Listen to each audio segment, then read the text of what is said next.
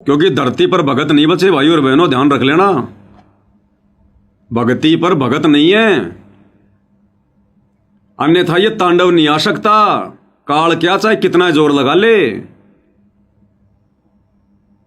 अगर हम थोड़ा सा ज्ञान आधार से अगर विचार करें तो गुरुदेव भगवान ने अपने सत्संग में क्या बताया? गुरुदेव भगवान ने एक सत्संग में क्या बताया?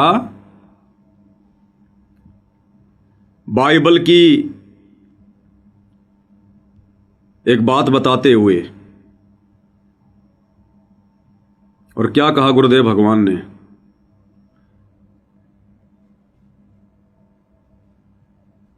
जब किसी ने गुरुदेव भगवान से, मतलब परमात्मा ने बाइबल का जिक्र करके बताया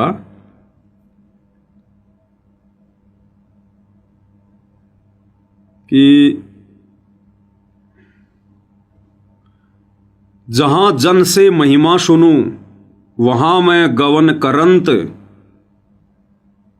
और वो तो नगर अमान है जहां मेरे प्यारे संत। ये विचार करना भाई और बहनों सामान्य बात नहीं है। वर्तमान में भारत की धरती पर भी संत रामपाल जी के सच्चे भगत नहीं है, अन्यथा ये पंजाब के अंदर बाढ़ नहीं आ सकती, दुनिया इतनी परेशान नहीं हो सकती। 100 कारण बना देता भगवान, 100 कारण धरती पर प्रकट है, लेकिन भगत नहीं है। ये पंजाब के 150 गांव में जो बाढ़ का तांडव मचा हुआ है, गांव के गांव डूब गए, क्या उन गांवों में संत रामपाल जी के भगत नहीं है? सैकड़ों की संख्या में, लेकिन सच्चा भगत कोई नहीं है, सच्चा भगत नहीं है, अन्यथा यह परमात्मा सोच छल छिद्र कर दे। अगर एक भी भगत होता तो सब लड्डू जलेबी बर्फी वाले भगत हैं, सब मर्यादा तोड़कर भगत बनने का ड्रामा कर रहे हैं, इसलिए यह कहर टूट रहा है।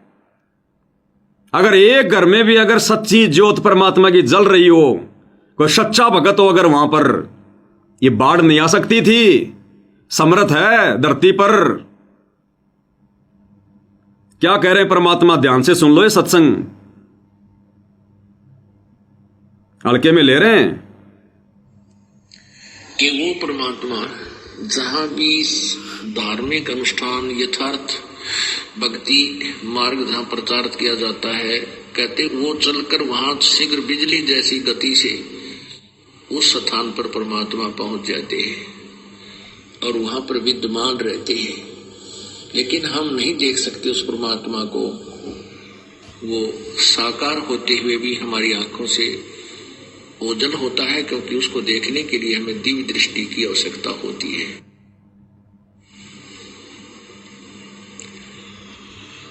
जहां जन की महिमा सुनो ताम गवन करंते, वो तो नगर अमान है जहां मेरे प्यारे संत। ध्यान से सुनना, अमन कि वहां तो वो नगर सुख से बसेगा जहां मेरे प्यारे संत हैं, भक्त हैं। वो नगर तो सुख से बसेगा जहां मेरे प्यारे भगत हैं, मेरे संत रहते हैं। तो वहां पर वो अशांति क्यों आ गई? पंजाब में 150 गांव में, वहां तो बहुत है संत रामपाल जी के भगत, एक नहीं दो नहीं सैकड़ों की संख्या में। अरे पंजाब में तो 2-2 आश्रम है, धूरी में, खमाणों में। तो जिन 150 गांवों में तांडव मचा हुआ है बाढ़ का, क्या वह संत रामपाल जी की भगत नहीं है क्या? आज के समय में तो हरियाणा पंजाब में गांव ऐसा नहीं है जहां कोई भगत ना हो। तो गुरुजी तो क्या कह रहे हैं अपने विधान में? परमात्मा तो झूठ नहीं कहेंगे कि वो नगर भी सुख शांति से बसेगा जहां मेरे प्यारे भगत होंगे, मेरे संत होंगे। क्यों तांडव मच रहा भाई? इसका मतलब भगत नहीं है, भगती का दिखावा करने वाले बैठे हैं। ये राजस्थान के सवाई माधोपुर में, बूंदी में, जिन जिन क्षेत्रों में वो बाढ़ आई हुई है, 2-2 मंजिल के मकान डूब गए, लाखों की संख्या में जानवर मर गए, भैंस, गायें, बकरियां, भेड़ें, सब सामान उनका बर्बाद हो गया। क्या सवाई माधोपुर में और बूंदी में संत रामपाल जी के भगत नहीं है? खूब हैं, हजारों की संख्या में, लेकिन सब दिखावे वाले। सच्चा भगत एक भी नहीं है, सब लड्डू जलेबी बर्फी वाले हैं, इन आश्रमों में जाने वाले हैं।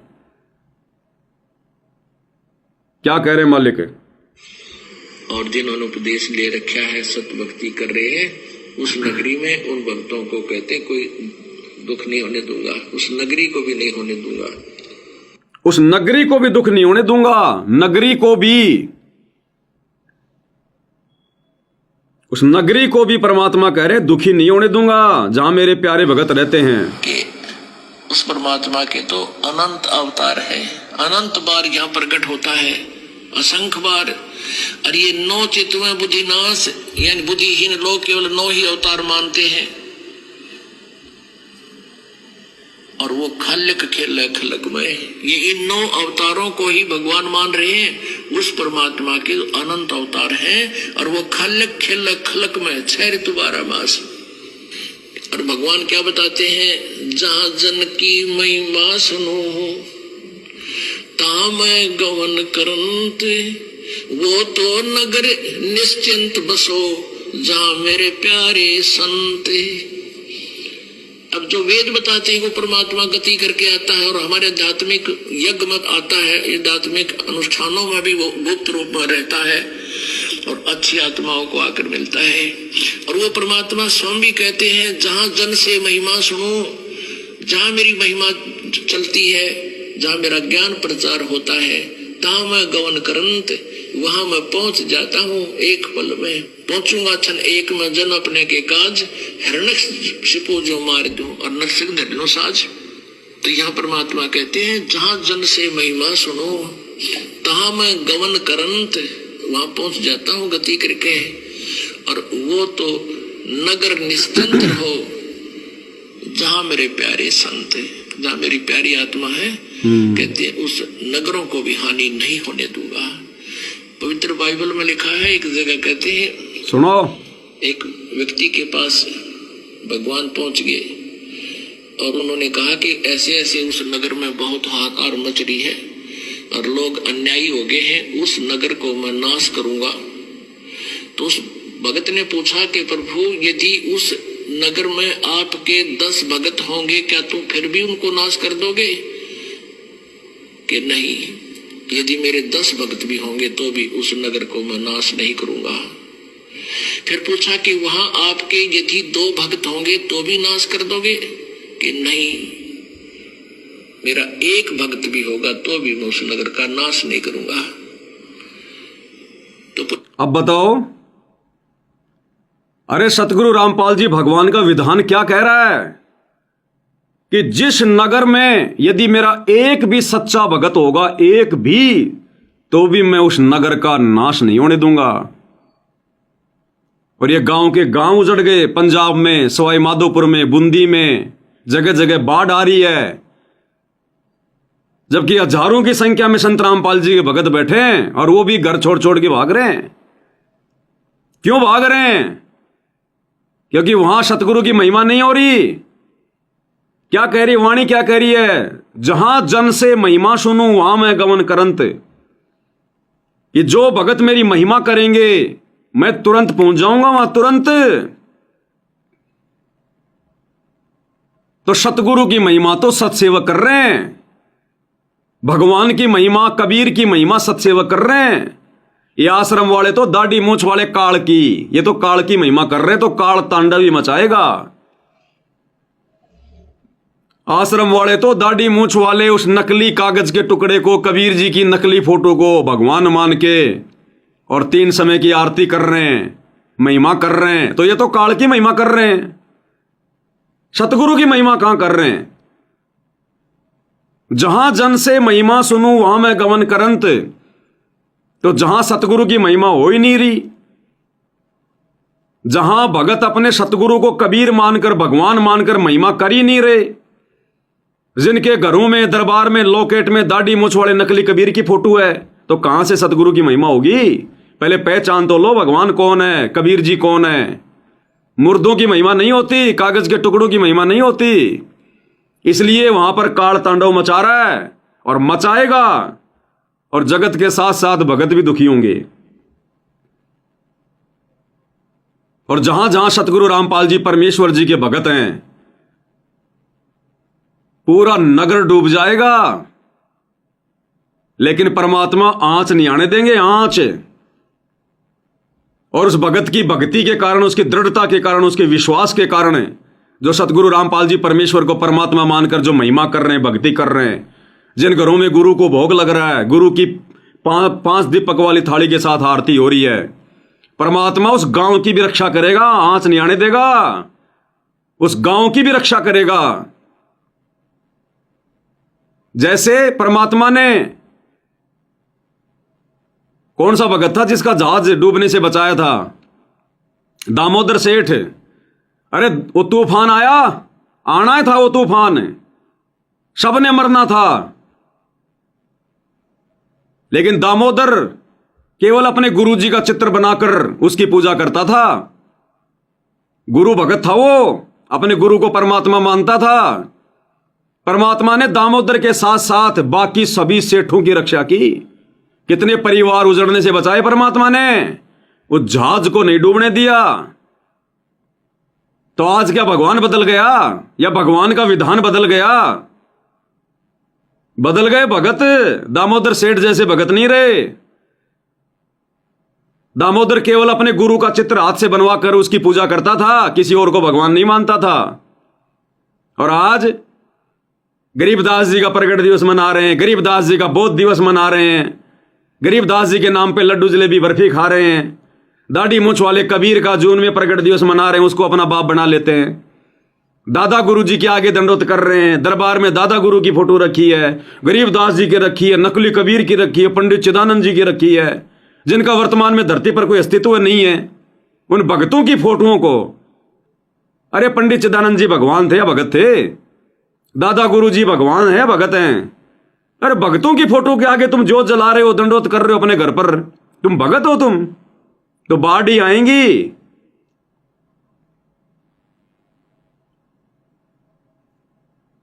तो सतगुरु की महिमा तो वर्तमान में सतसेवक भाई बहन कर रहे हैं। और जहां जहां परमात्मा की प्यारी आत्मा सतसेवक भाई बहन है, पूर्णतया मर्यादा में, और गुरु की महिमा कर रहे हैं, भोग लगा रहे हैं, आरती उतार रहे हैं, उनको ऐसे हालातों में घर छोड़ के जाने की जरूरत नहीं है। अगर बाढ़ आ रही है तो आने दे, अपने गुरु जी के बेड के पास में बैठ के महिमा करेंगे, शब्द गाएंगे भगवान के। मरेंगे तो मरेंगे, लेकिन अविश्वास प्रकट नहीं करेंगे। अगर बेड लगाया तो भगवान के लिए लगाया है, और भगवान का विधान है कि जहां मेरी महिमा होती है वहां मैं प्रकट हो जाता हूं। तो ऐसी कोई नौबत भी आ गई तो गुरु जी के चरणों में बैठ के सुमरण करेंगे, गुरु जी के चरणों में बैठकर अपनी महिमा करेंगे, शब्द गाएंगे, और शब्द गाएंगे, महिमा करेंगे तो भगवान को आना पड़ेगा। और भगवान आ गया तो फिर अपने बच्चों को मरने देगा क्या, डूबने देगा क्या? कहे कबीर सुनो वे शादो मैं तो हूं विश्वास में। अरे जब पीपाजी और सीता छलांग मार गए उस दरिया में, द्वारिका देखने गए थे विश्वास करके, समुद्र में छलांग मार गए दोनों, मरने दिया भगवान ने। और 7 दिन बाद में जब वापस आए तो गांव वाले बोले तुम तो डूब गए थे। तो उन्होंने कहा कि डूबते वो हैं जो भक्ति नहीं करते, डूबते वो हैं, मरते वो हैं जो अपने भगवान पर विश्वास नहीं करते। भगत कभी मरा नहीं करते, डूबा नहीं करते। और गुरुजी क्या कह रहे हैं? कहे कबीर शरण गह मेरी हो रक्षा जल थल की।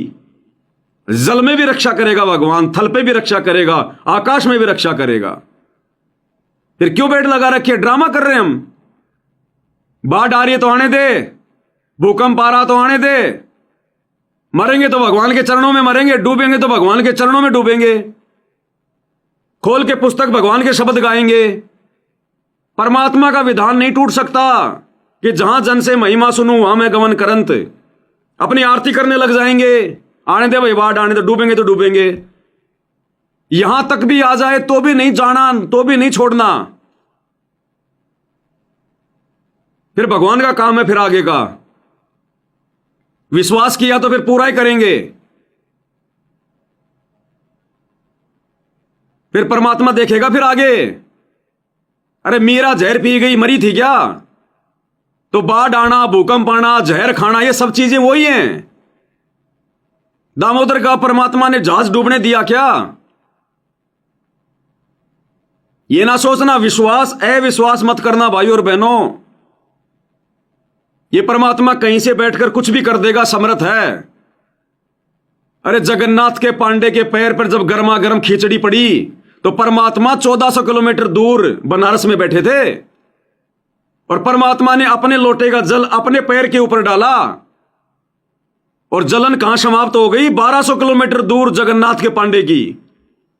और जब सिकंदर ने वहां भेजे घुड़सवार, उन्होंने बताया कि भाई यहां पर कबीर जी आए थे और कबीर जी ने मेरे पैर के ऊपर गंगा जल डाला। तो ये ना सोचना कि गुरुजी जेल में बैठे हैं, गुरुजी को पता नहीं है, गुरुजी कुछ नहीं कर सकते। सब कुछ गुरुजी कर रहे हैं। बाढ़ नहीं आनी होगी तो भी गुरुजी बाढ़ ले आएंगे हमारी परीक्षा के लिए। अरे गुरुजी ने हमें कथा सुनाई कि परमात्मा का एक भगत था पूर्व जन्म का। उस जन्म में वो भक्ति नहीं कर रहा था, सही डले ढो रहा था, लेकिन पूर्व जन्म की आत्मा थी और 7 कोस ऊंचे पहाड़ के ऊपर उसने अपनी झोपड़ी डाल रखी थी, 7 कोस ऊपर। और उसकी आदत थी रोजाना उठते ही हाथ मुंह धो के, वहां पर एक तालाब था, बरसात के दिनों में पानी से भर जाता था, हाथ मुंह धो के और परमात्मा का अपना नित्य नियम करता था। एक दिन उसकी बहुत ज्यादा तबीयत खराब हो गई, तबीयत नीचे तालाब में नहीं आ पाया। परमात्मा ने पूरे संसार को डुबो दिया। ये छोटी मोटी बाढ़ क्या है? कुछ नहीं है। कोई बांध टूट गया, कोई नदी उफान पे आ गई, 150 गांव डूब गए। उस अपने भगत के लिए परमात्मा ने पूरे संसार को जलमग्न कर दिया, पूरी पृथ्वी को।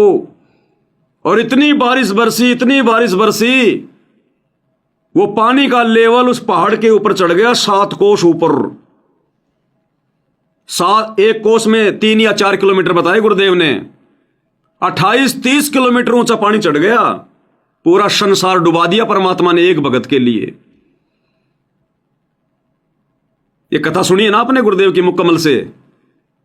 तो जब भगवान अपने एक भगत के लिए, एक भगत का मुंह धोने के लिए, मुंह धोने के पानी के लिए, कि वो बीमार था, उससे उठा नहीं जा रहा था, कि भगवान हाथ मुंह कैसे धोऊंगा, बस इतनी चिंता हुई थी। इतनी भयंकर बरसात की पूरी सृष्टि डूब गई, 7 कोस ऊंचा पानी चढ़ गया पहाड़ पे। तो जो परमात्मा अपने उस पूर्व जन्म की आत्मा के मुंह धोने के लिए पूरी दुनिया को पानी में डुबो सकता है, तो वर्तमान में हम भगतों उनकी शरण में हैं। अगर विश्वास करेंगे, भक्ति करेंगे, तो जहां पूरी दुनिया डूबनी हो, क्या भगवान अपने एक भगत को नहीं बचा सकता? तो या तो हम उनको भगवान मान नहीं रहे या हमारे को विश्वास नहीं है। तो आने दो भूकंप आ रहा, तो ये रिहर्सल हमने करनी पड़ेगी। दास जयपुर में 4थे फ्लोर पे रह रहा था और साल भर पहले आप सबको पता भूकंप आया था जयपुर में। हम लोग आरती कर रहे थे, संध्या आरती, और ऐसा झटका आया, आसपास के सब लोग चिल्लाने लग गए, बिल्डिंगों से नीचे आ गए, भीड़ लग गई और हम लोगों को पता भी नहीं चला कि भूकंप आया। आरती करने के बाद, दंडवत करने के बाद जब हमने नीचे देखा तो लोग चिल्ला रहे हैं, भीड़ इकट्ठा हो रही है, डरे हुए हैं। हमने पूछा भी क्या हुआ? बोले भूकंप आया, और हमें पता ही नहीं, हम आरती कर रहे थे। तो परमात्मा धरती पर है, भगवान वही है जो त्रेता में आया था खंबा फाड़ के। लेकिन हमने भी प्रहलाद जैसा भगत बनना पड़ेगा, इतना विश्वास करना पड़ेगा। अरे दुनिया वालों की बस की बात नहीं है। दुनिया ना भगवान जानती ना भक्ति जानती। दुनिया सुबह निकल जाती है रोजी रोटी के लिए, शाम को आगे पड़ जाती है। अरे कम से कम भगवान ने आप और हमें जो ज्ञान दिया है, जो पाठ पढ़ाया है भक्ति का, हमने तो विश्वास करना चाहिए। तो बताओ फिर भाई और बहनों, जब परमात्मा एक भगत के लिए पूरी सृष्टि को जलमग्न कर सकते हैं, तो पूरी सृष्टि अगर जलमग्न हो जाए तो क्या अपने भक्तों को नहीं बचाएंगे? फिर ये वाणी फैल हो जाएगी, कहे कबीर शरण गए मेरी हो रक्षा जल थल की। अगर कोई सच्चा भगत है तो परमात्मा उसकी आकाश में भी रक्षा करेगा, जल में भी रक्षा करेगा, जमीन पे भी रक्षा करेगा, और परमात्मा उसकी अग्नि से भी रक्षा करेगा, जहर से भी रक्षा करेगा, जैसे मीराबाई की जहर से। भगत प्रहलाद की रक्षा की परमात्मा ने अग्नि से। जहर अग्नि तन निकट नहीं आवे, दूरी जात लंगावे।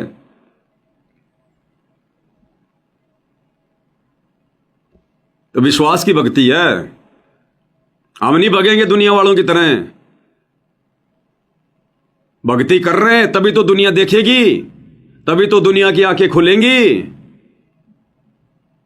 तभी तो दुनिया मानेगी कि भगत हो तो ऐसे हो। अरे भगतों से भगवान की पहचान होती है, भगतों से भगवान की महिमा हुई है। अगर सुदामा अगर अपने धर्म कर्म पे नहीं रहता, श्री कृष्ण जी को कोई नहीं पूछता। भगत प्रहलाद अगर अपने विश्वास पर नहीं होता, आज वो किस्सा नहीं बनता। मीराबाई यदि अपने विश्वास पर नहीं होती, भगवान पे विश्वास नहीं करती और जहर नहीं पीती भगवान के नाम पर, आज ये कथाएं सुनने को नहीं मिलती। इतना विश्वास नहीं होता भगवान पे।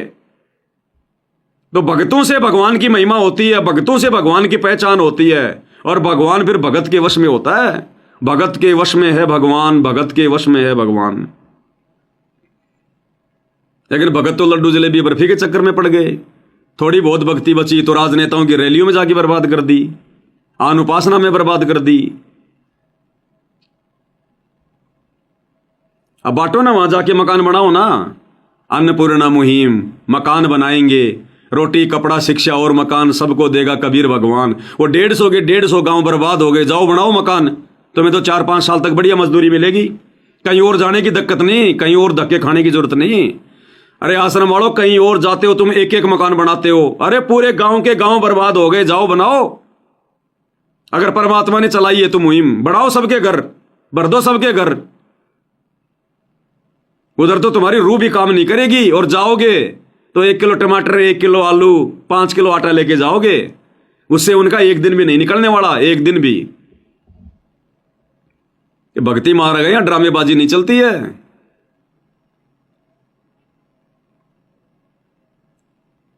तो पंजाब में जो बाढ़ आ रही है, राजस्थान में जो बाढ़ आ रही है, हजारों भगत है संत रामपाल जी के, उनको भी छोड़ छोड़ के भागना पड़ रहा है। क्यों?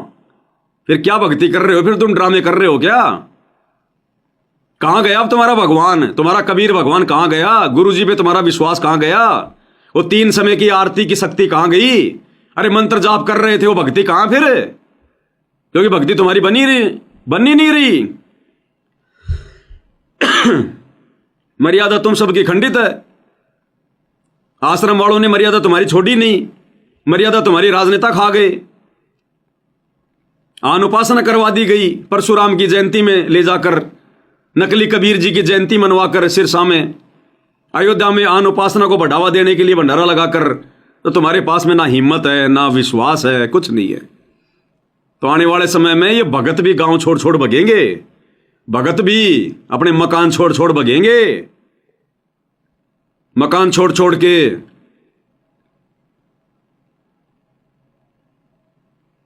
एक समय एक जिक्र आता है, पहले उसका टीवी सीरियल भी आता था। एक मुसलमान भगत था, अपनी नमाज अदा कर रहा था वो, और ऊपर से आकाश से शैतान ने एक बड़ा सा एक पत्थर का सिला उसको मारने के लिए, उसको दबाने के लिए वो नमाज कर रहा था। वो शिला उसके ऊपर आकर यूं खड़ी हो गई 10 मीटर दूर। अरे काल ने तो उसको मारने के लिए डाली थी, फिर उसको बचाया किसने? परमात्मा ने, सतगुरु ने। वो सच्चे नियत से अपनी नमाज कर रहा था। नमाज यानी अपनी आरती, स्तुति, अपने धर्म कर्म पर था वो। और आज भगत एक्सीडेंट में मर रहे हैं, फिर कहते हैं धरती पर भगवान आया हुआ है, हम कबीर जी के भगत हैं। अरे क्यों कबीर का भी नाम बदनाम कर रहे हो? ये परमात्मा किसी का सगा नहीं है, ध्यान रख लेना। कोरोना में हजारों भगत मरे थे, हजारों बेमौत, सार नाम वाले, सार शब्द वाले। और ऐसे ही आने वाले समय में जितने भी ये बकवादी लोग हैं, ये जितने भी बकवादी लोग हैं, चाहे कोई भी हो, ऐसे जाएंगे जैसे गधे के सिर से सींग जाते हैं। परमात्मा किसी का सगा नहीं है, ये भक्ति करने वाले का सगा है, मर्यादा निभाने वाले का सगा है। उस पर आंच नहीं आने देगा, चाहे पूरी धरती एक क्यों ना करनी पड़े भगवान को। तो भैया फिर तो भगवान का विधान फैल हो गया कि जहां जन से महिमा करूं, महिमा सुनूं, वहां मैं गवन करंत। तो भगवान ने तो गवन किया ही नहीं, भगवान तो जा ही नहीं रहे वहां पर, भगवान तो रोक ही नहीं रहे, लोगों की मदद ही नहीं कर रहे, गांव नगर को बचा ही नहीं रहे, क्योंकि कोई भगत है ही नहीं। सब काल की महिमा कर रहे हैं। सतगुरु को कोई परमात्मा मान ही नहीं रहा, कोई कबीर मान ही नहीं रहा, घर में 5-5 फोटोएं रखी हैं, मर्यादा तोड़कर चल रहे हैं। तो सतगुरु क्या करेगा?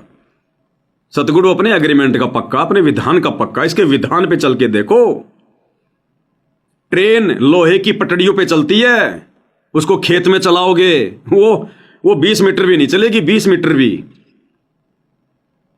तो सतगुरु के विधान में आओ, रहो अपने धर्म कर्म पर अडिग, रखो विश्वास अपने भगवान पर। अरे मरना दुनिया ने है, विश्वास तोड़ के क्यों मरे? मरना होगा तो वैसे भी मरेंगे, अगर मौत ही आ रखी है तो वैसे भी मरेंगे। तो क्यों ना सतगुरु के चरणों में पड़ो, बचाएगा तो सतगुरु बचाएगा। हम नहीं भगेंगे बाढ़ में, भूकंप में, किसी बीमारी में, कोई युद्ध हो रहा है, घर युद्ध हो रहा है, बम छूट रहे हैं, गोले छूट रहे हैं, हम नहीं भगेंगे अपना घर छोड़कर। अगर कोई पकड़ कर ही हमारे को कहीं दूर फेंक दे तो बात अलग है, हम अपनी तरफ से अपने भगवान का दरबार छोड़ के नहीं जाएंगे।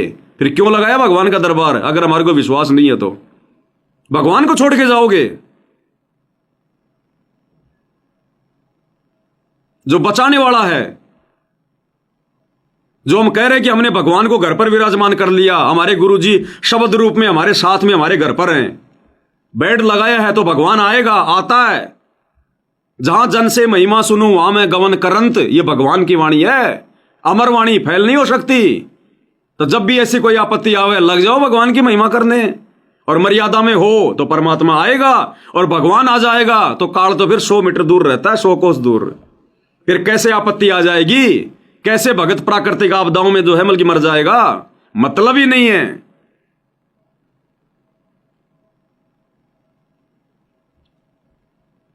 तो भैया इतना विश्वास करना पड़ेगा, तब जाके सतलोक में नंबर आएगा। नहीं तो कल को शरीर छोड़ने के बाद त्रिकुटी पे जाएंगे, रास्ते में वो यम के दूत आएंगे, फिर भाग लेंगे हम तो वहां से। अरे भाग लेंगे हम तो फिर कि भागो भागो यम के दूत आ गए। तो ये रिहर्सल चल रही है भाई, रिहर्सल। दुनिया भागे तो भागे, दुनिया मरे तो मरे।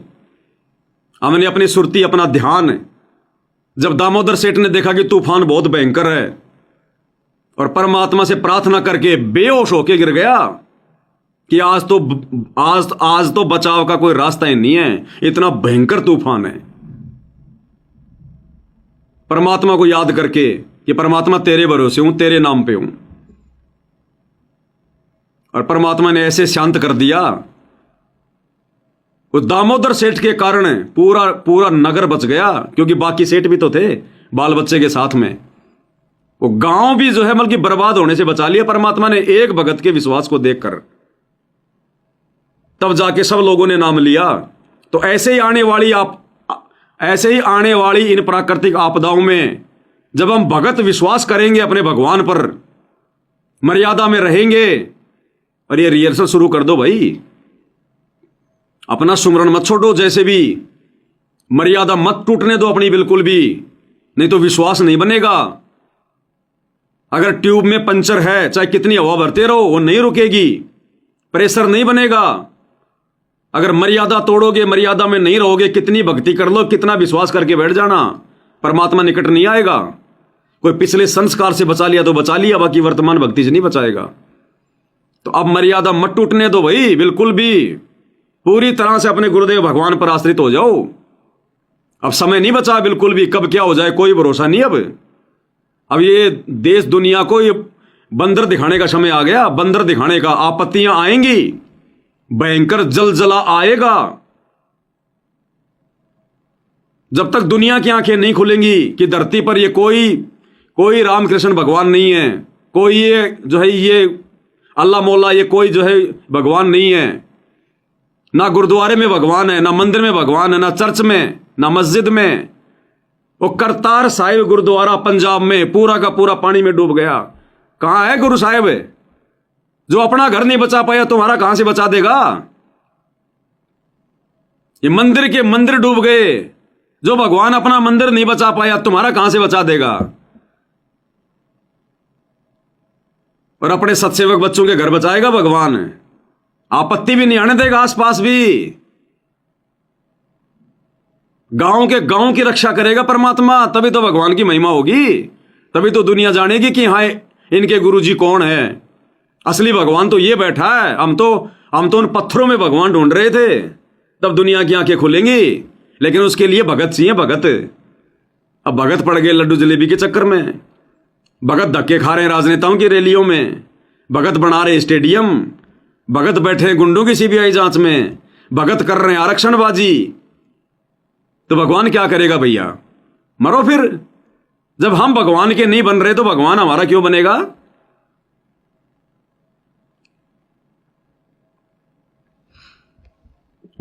तो भाई और बहनों, ये बातें हम सत्संगों को समझ में आएगी, ध्यान रख लेना। इन आश्रम वालों की भी समझ में नहीं पड़ेंगी ये बातें। जिनका विश्वास बढ़ना था बढ़ चुका है, जिनको भगवान ने सेलेक्ट करना था कर लिया।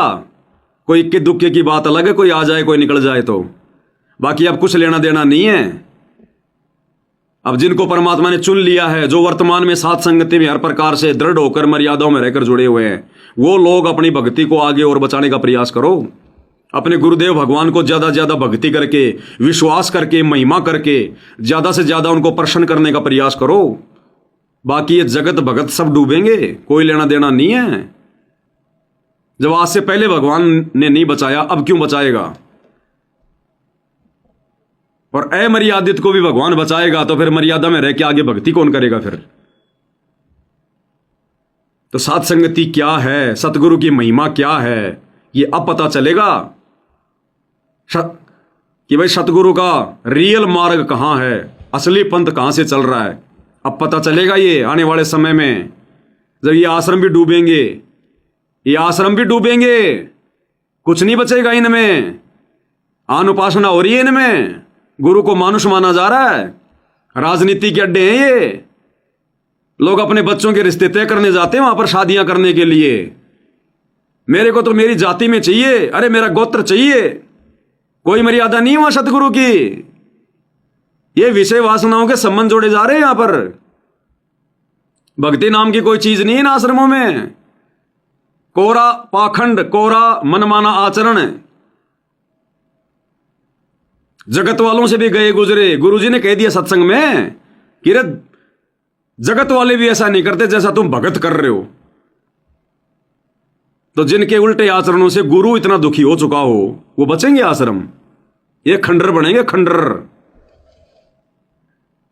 इनमें जाना छोड़ दो, कहीं रात को सोते सोते कहीं तुम पानी में बह जाओ वहीं पे, ये सोचकर कि आश्रम है, या गुरु जी का आशीर्वाद है। काल बैठा है वहां, काल। गुरु जी का कोई आशीर्वाद नहीं है। गुरु जी का आशीर्वाद चाहे अगर मर्यादा में हो तो गुरु का आशीर्वाद है, फिर चाहे पहाड़ पे जाके बैठ जाओ, आंच ही नहीं आने देगा भगवान। अपने घर को तो आश्रम बनाया नहीं जा रहा, आश्रमों में जाकर भक्ति का ड्रामा करते हैं। तो भाई और बहनों, परमात्मा का विधान तो विधान ही रहेगा। इनका विधान कभी नहीं बदलता, बदलती है भगत की सोच। और उसी सोच को भगवान ठीक करने के लिए आते हैं गुरु रूप में। और वो सोच भाई ठीक नहीं हो रही। 90% से ज्यादा भक्तों की सोच ठीक नहीं है। साथ संगति में भी आधे से ज्यादा तो देखा देखी में जुड़े हुए हैं, आधे से ज्यादा देखा देखी में। अभी तक विषय वासनाओं के चक्कर में पड़े हुए हैं साथ संगत वाले भी। इसलिए दास कह रहा, भैया कहीं तुम ये सोचो कि भाई मैं तो सत्सेवक भी था, हैं, फिर मेरी रक्षा क्यों नहीं हुई। भैया अपने अंतःकरण को झांक के देख ले, तू कितना भगत है, तू कितना सत्सेवक है। ये साथ संगति का लोगो लगा लिया तो कोई तू भगत थोड़ी बन गया।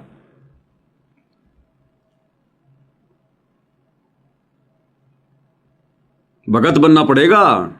मेरे कहने से, मेरे द्वारा दिए गए लोगों को लगाने से तुम भगत नहीं बन जाओगे कि हम तो पवन दास के लाइव वीडियो देख रहे हैं, हम तो भगत बन गए। गुरु जी को भोग लगा रहे हैं, मैंने थाली मंगवा ली है, मैं गुरु जी को चवर कर रहा हूं। भैया पवन दास के माध्यम से तो परमात्मा ने भक्ति की सामग्री पहुंचाई है। मैं निर्णय करने वाला नहीं कि तुम भगत हो कि नहीं हो। ये निर्णय तो परमात्मा करेगा, वो अंतर्यामी। तुम अंदर से कितने भगत हो।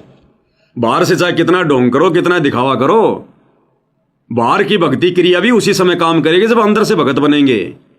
अंदर से भगत है नहीं, बाहर चाहे तुम आरती उतारते रहो, डूबोगे, नहीं बचाएगा ये भगवान। ये कोई भेदभाव नहीं करता भगवान। साथ संगति या फिर ये आश्रम नहीं देखता भगवान। तो मर्यादा देखेगा और भक्ति भाव देखेगा, विश्वास देखेगा। तेरे पास में कौन सा नाम है भगवान ये नहीं देखेगा।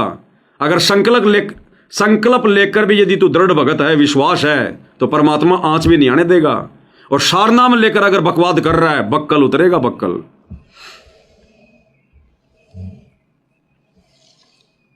तो भाई और बहनों, गुरुदेव भगवान के आशीर्वाद से, उनकी विशेष रजा से अब आगे का समय भाई और बहनों विकट है। हम सबको पता है देश दुनिया में क्या हो रहा है।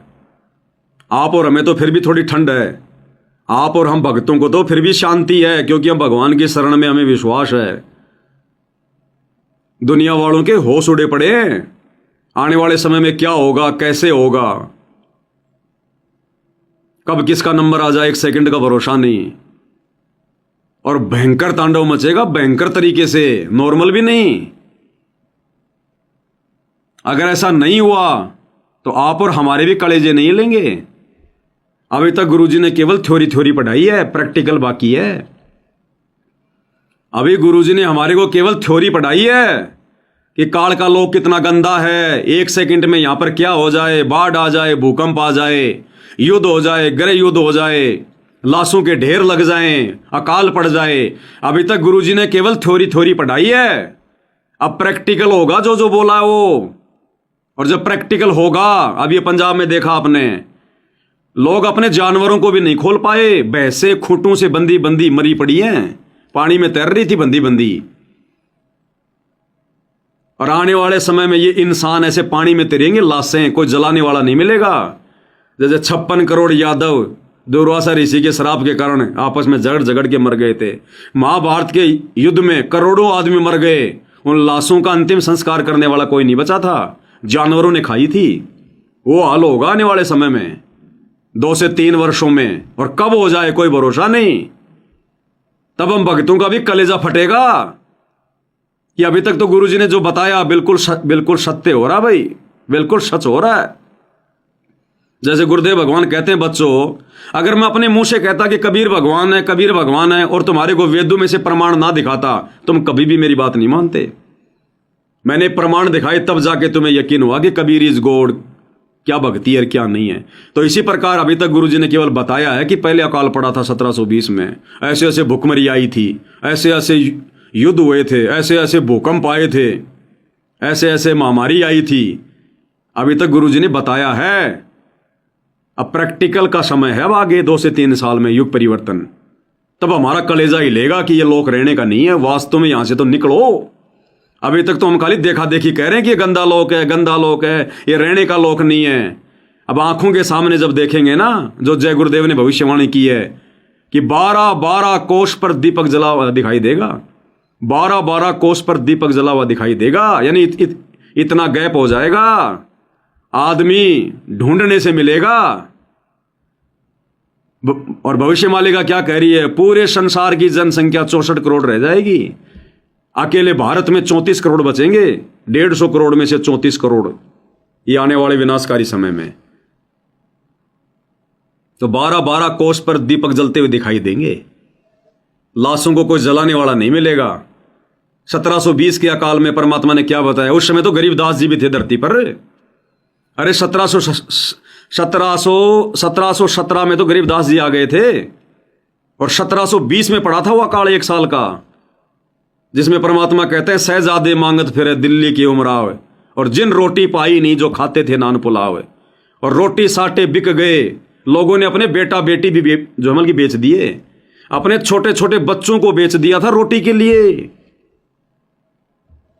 तो वो परमात्मा दिखाएगा बंदर दुनिया को, ऐसे जेल में बैठे हुए उस परम संत को कोई भगवान नहीं मानने वाला, जब उनके भगत ही नहीं मान रहे इतना ज्ञान लेने के बाद, फिर भी उसी कागज के टुकड़े नकली कबीर को पूज रहे हैं।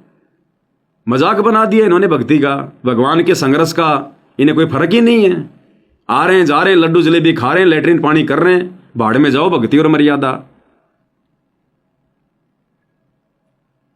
तो भाई ये प्रैक्टिकल का समय अब आगे, और उस प्रैक्टिकल के समय में भाई वही बचेगा जो भगत है। और भगत कौन है, क्या होता है, परमात्मा ने सारे उसके लक्षण बता रखे हैं। तो मेरी तो सभी भाई बहनों से विनती है, निवेदन है, ये दुनियादारी को तो छोड़ दो। ये दुनिया वाले क्या कमेंट्स कर रहे हैं, क्या बोल रहे हैं, ये नहीं समझने वाले। ये ऐसे बहेंगे, ये भाड़े के भाव में जाएंगे, इनका कोई लेना देना नहीं है। इनके जैसे तो रोज मर रहे हैं, लाखों मर रहे हैं, रोज मर रहे हैं। भगवान धरती पर रोज मर रही है दुनिया, तो ऐसे जाएंगे। इनके संस्कार नहीं है भक्ति करने के अभी। लेकिन जिनको भगवान ने भगत बना दिया, कम से कम वो तो आंखें खोलो, हम किस रास्ते पर जा रहे हैं। हमसे भक्ति करवाने के लिए, हमें भगत बनाने के लिए, हमें शतलोक ले जाने के लिए परमात्मा दिन रात संघर्ष कर रहा है, जेल में बैठा है, दुनिया की गाली खा रहा है, और हम बेवजह राजनेताओं की रैलियों में जाकर और जो बल्कि मजाक बना रहे हैं भगवान का। कौन से दिन शिक्षा दी थी भगवान ने राजनीति करने की, रैलियों में जाने की? आश्रम वालों ने कह दिया, हम पीछे पीछे दौड़ लिए। कोऑर्डिनेटर ने कह दिया, पीछे पीछे दौड़ लिए। परशुराम की जयंती में चले गए। क्यों भाई? आन उपासना नहीं हो? समाधि पूजना आन उपासना नहीं है क्या? गुरुजी मना नहीं करते? तो पैरावर में क्या है? परशुराम जी की समाधि है, क्यों गए तुम वहां पर? आन उपासना में सहयोग हो गया ना। तुम्हारे खुद के आश्रमों में कबीर प्रकट दिवस जो है मनाया जा रहा था, और तुम्हारे को हरियाणा रोडवेज की बसों में बैठाकर हरियाणा के सिरसा में, जहां नकली कबीर पंथी कबीर जी को जन्म लिया हुआ मानकर कबीर जयंती मना रहे थे, और तुम वहां पहुंच गए।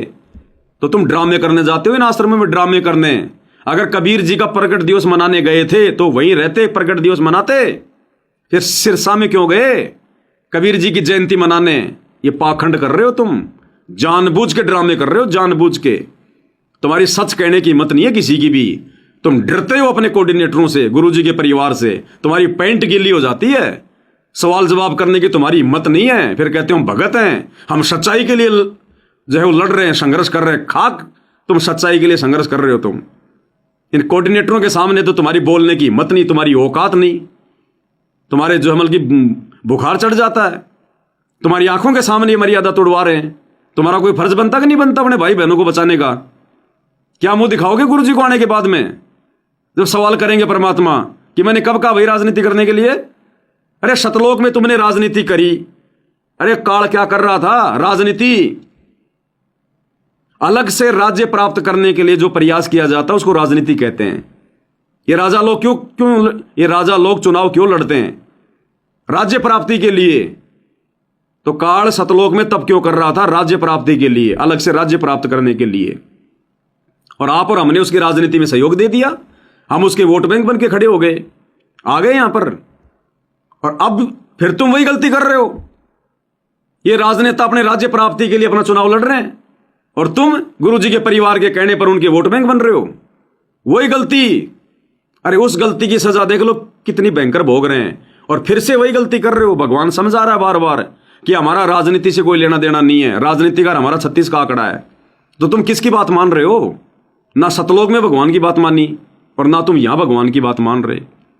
शतलोक में भी तुम भगवान के बेटे के चक्कर में आ गए, काल के चक्कर में, और यहां भी तुम भगवान के बेटों के चक्कर में आ रहे हो, गुरुजी के परिवार के चक्कर में आ रहे हो। तो मरोगे फिर। क्या करेगा परमात्मा? तो भैया सीधी सी बात है, ये पवन दास के द्वारा वीडियो बनाना, साध संगतियां शुरू करवाना, केवल भक्तों को समझाने के लिए परमात्मा ने प्रयत्न करवाया है। केवल भक्तों की आंखें खोलने के लिए, भक्तों को समझाने के लिए, भगत बनाने के लिए। तुम ये ना सोचना कि हम तो भगत बन गए, बस पवन दास के सारे वीडियो देखते हैं हम तो भगत बन गए। अरे भक्ति सामग्री मंगवा ली हमने पवन दास से, बस भगत बन गए। वो परमात्मा डिसाइड करेगा। जिस प्रकार टीचर बच्चे को साल भर तक पढ़ाता है, और जब एग्जाम होता है ना, वो कॉपियां टीचर जांच नहीं करता, वो कॉपियां कहीं बाहर जाती है, कोई और ही चेक करता है। वो टीचर के हाथ में नहीं है फेल पास सुनाना। तो इस पवन दास के हाथ में नहीं है कि कौन कितना भगत है क्या नहीं है। ये कॉपियां सतगुरुदेव भगवान के पास जा रही है हमारी रोज। वो डिसाइड करके भेजेंगे कि कौन कितना भगत है, कौन बचेगा और कौन मरेगा। वो फिर आने वाले समय में पता चलेगा। तो छटनी होगी भयंकर। तुम्हारे भगत भी जाएंगे जैसे गधे के सिर से सींग जा रहे हैं। जब वर्तमान में मर रहे हैं, ऐसा कोई विशेष कोई आपत्ति भी नहीं है। कोई एक्सीडेंट में मर रहा है, कोई जहर खा के मर रहा है, आश्रमों में सेवा करते करते ट्रैक्टर के नीचे दब के मर रहे हैं, तो भगवान साथ में है क्या? कोरोना में हजारों मर गए, इन आश्रमों में आते जाते समय मर रहे एक्सीडेंट में, है क्या गुरुजी साथ में? तो आने वाला जब विनाशकारी समय शुरू होगा तब क्या होगा? ये सारी लड्डू जलेबी बर्फी निकाल लेगा काल, सारी की सारी। तो भाई और बहनों, दास का तो समझाने का ही फर्ज बनता है, इससे ज्यादा कुछ नहीं भाई। अपनी भक्ति प्रथम है। ये दास भी अगर 2-2 3-3 घंटे लाइव आ रहा है ना, तो जितनी देर लाइव आता हूं ना, परमात्मा उतनी देर दिन में सुमरण करवाते हैं। परमात्मा उतना ही सुमरण करवाते हैं।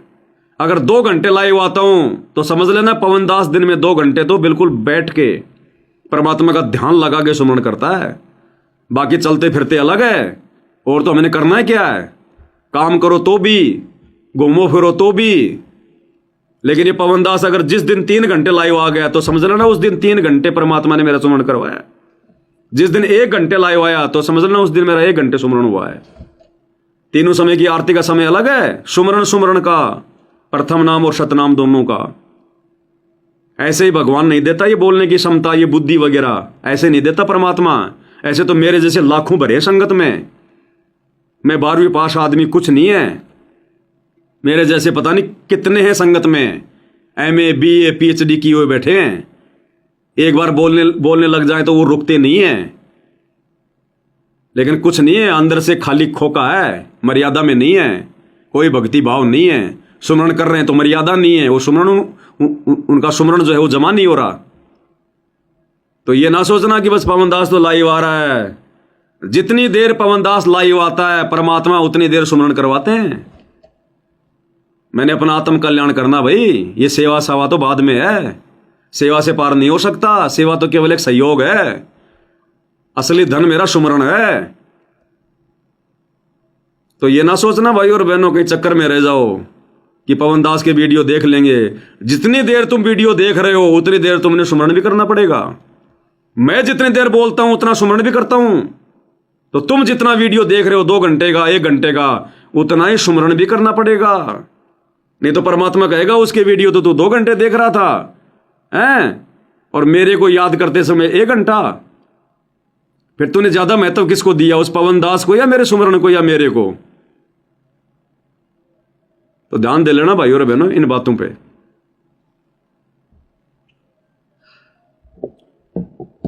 तो ये कुछ बातें थी भाई और बहनों जो ये बेवजह भाई बहन करते हैं, आपस में राग द्वेष फैलाते हैं। भाई ये अपनी मौत को न्योता देना, अपनी मौत को न्योता। ये परमात्मा किसी का सगा नहीं है, ध्यान रख लेना। नित्य नियम में रोज पढ़ते हो तुम, ये निर्मोही परमात्मा है। परम शक्ति संगीतम रिद्धि सिद्धिदाता सोई, अविगत गुण अतीतम सत्य पुरुष निर्मोही। या तो तुम्हें विश्वास नहीं है कि सतगुरु रामपाल जी ही सत्य पुरुष हैं। अगर विश्वास है तो फिर ये निर्मोही परमात्मा है। ये किसी का सगा नहीं है। शीश उपाड़े भूमि धरे ऊपर मच के पाओ, कबीर का घर शिखर में तेरी गरज पड़े तो जाओ। ऐसे नहीं मिलेगा ये भगवान, नॉर्मल में लेने से, हल्के में लेने से। अब वो समय आ गया, खुद टूटना पसंद करो लेकिन मर्यादा मत टूटने दो। चाहे घर छूटे, चाहे जग रूठे, चाहे रूठो ये संसार हो, चाहे नौकरी छूटे। और कौन सुनेगा मेरे काल लोक में जब गुरु रूठ गया हमारा। इतना दृढ़ होना पड़ेगा वे। बिल्कुल सिर साटे की भक्ति है और कछु नहीं बात है। सिर के साटे पाइए अवगत अलखनाथ है। गरीब शीश तुम्हारा जाएगा कर सतगुरु को दान, और मेरा मेरी छोड़ दे योई गोई मैदान। अब वो समय आ गया इन वाणियों पे चलने का।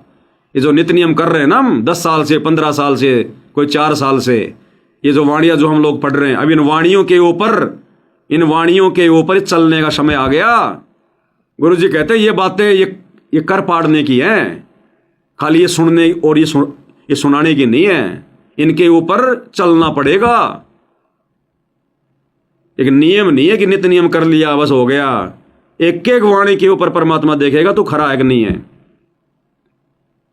भक्ति करे कोई सूरमा जात वर्ण कुल खोए, तो सूरमा बनना पड़ेगा। और भक्ति मार्ग में सूरमा वो है जो अपनी भक्ति को मर्यादा में रह के जो बचा लेगा, जो संघर्ष करके अपनी भक्ति को जो बचा लेगा, वो सूरमा है।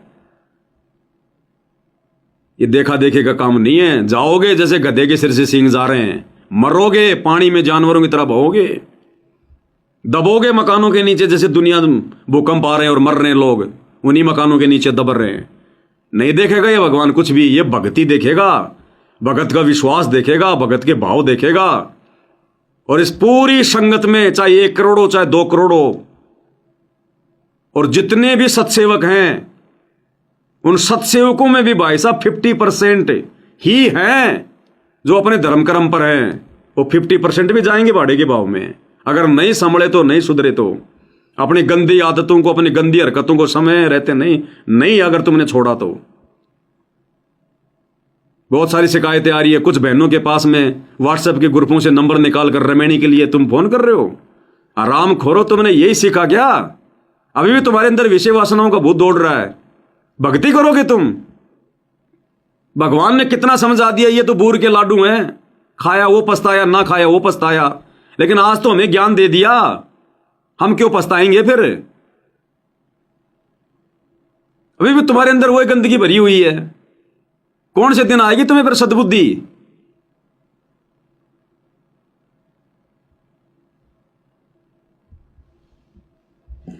भाई और बहनों, अपने अपने संस्कार हैं यहां। दास तो एक प्रकार से मजबूरी में, क्योंकि परमात्मा ने खड़ा कर रखा है। कल को कोई ये नहीं कह सकता कि गुरुजी लास्ट समय तक भी हमें कोई समझाया, हमें किसी ने समझाया नहीं। एक भी पॉइंट परमात्मा साथ संगति के माध्यम से ऐसा नहीं रखेंगे जो भगत ये कह सके कि गुरुजी मेरे को इस विषय में नहीं बताया गया। तुम्हें ऐसी ऐसी बातें साथ संगति के माध्यम से समझने को, सुनने को मिल रही हैं जो आपने कभी गुरुजी के सत्संगों में भी नहीं सुनी। सत्संगों में भी इस दास को परमात्मा अंदर से प्रेरणा करके वो बातें बुलवा रहे हैं। तो मुंह दिखाने के लायक नहीं रहोगे, फिर मुंह दिखाने के लायक है।